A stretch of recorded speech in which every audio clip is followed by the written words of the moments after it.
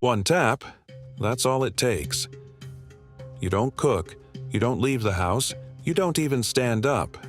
20 minutes later, dinner arrives at your door. It feels effortless, convenient, almost magical. But behind that single tap is one of the fastest growing industries in modern history. An industry worth over $100 billion, built on something surprisingly simple: your laziness. And the strange part is, most people don't realize how expensive that laziness really is. 20 years ago, ordering food meant calling a pizza place, maybe Chinese takeout on a Friday night. Delivery was limited, slow, and usually controlled by the restaurant itself. But then something changed. Your phone became the middleman.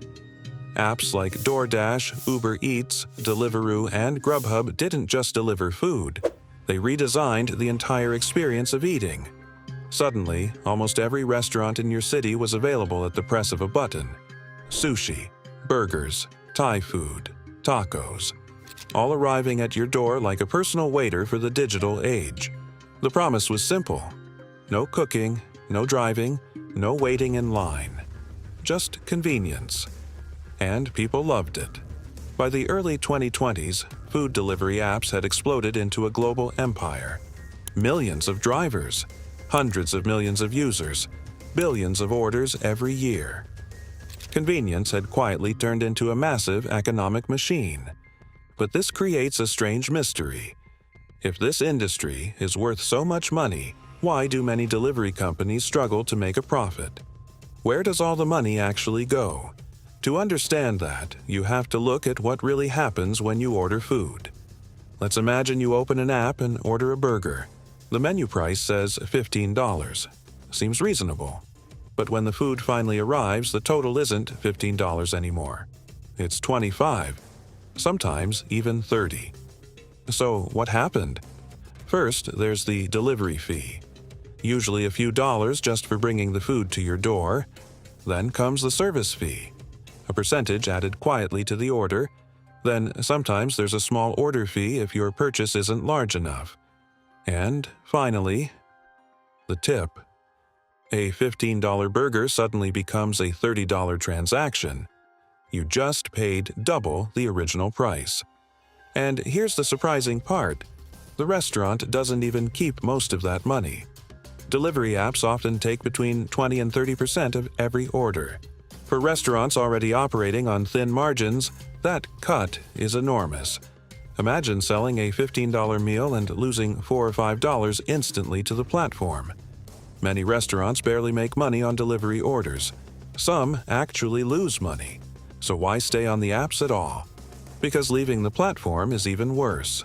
Without the apps, many restaurants become invisible. Customers now search for food on their phones, not by walking down the street.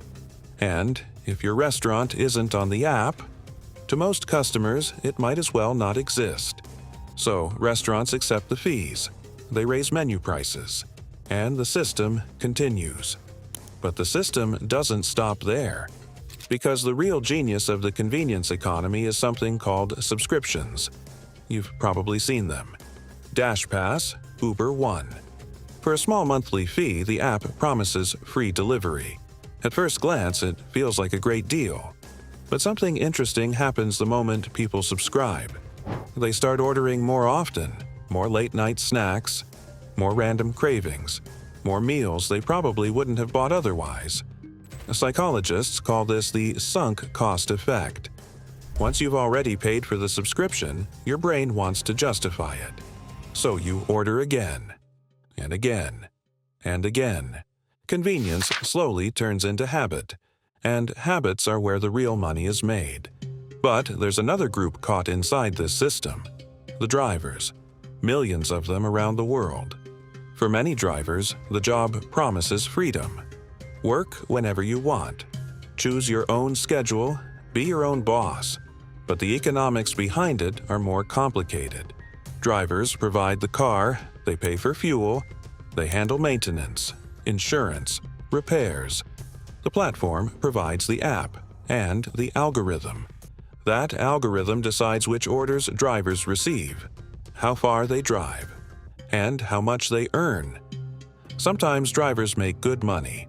Other times, they barely reach minimum wage, and yet millions continue driving, because the system is designed to keep the machine running. More drivers mean faster deliveries. Faster deliveries mean happier customers, and happier customers mean more orders. Which brings us back to the real engine of the entire industry: human psychology. Humans naturally choose the easiest option. It's a survival instinct built deep into our brains. If cooking takes 40 minutes and tapping a button takes 5 seconds, our minds almost always choose the easier path. Technology companies understand this perfectly. That's why convenience apps are designed with almost no friction. Saved payment methods, stored addresses, one-click ordering, recommended meals. Everything built to remove effort, until ordering food feels less like spending money and more like pressing play on a video.